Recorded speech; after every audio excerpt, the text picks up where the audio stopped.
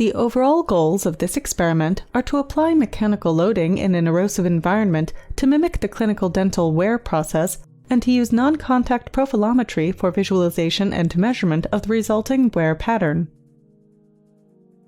This method can help answering key questions about etiology and erosive tooth wear, such as which factors influence erosive tooth wear and how do they interact.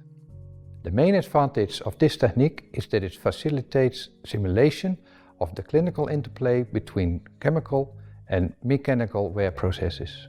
Though this method can provide insight in the etiology and pathogenesis of tooth wear, it can also be applied to other systems such as cyclic loading to mimic fatigue and to test the amount of wear of dental restorations.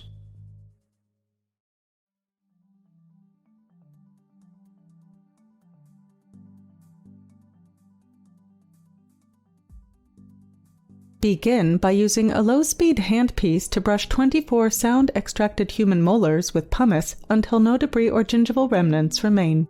When all of the teeth have a smooth surface, rinse each specimen for 15 seconds under running tap water.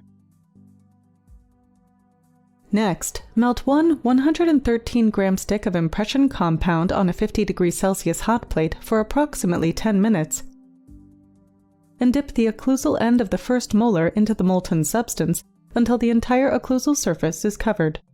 Place the molar upside down on a glass microscope slide and press down until all of the cup tips touch the glass.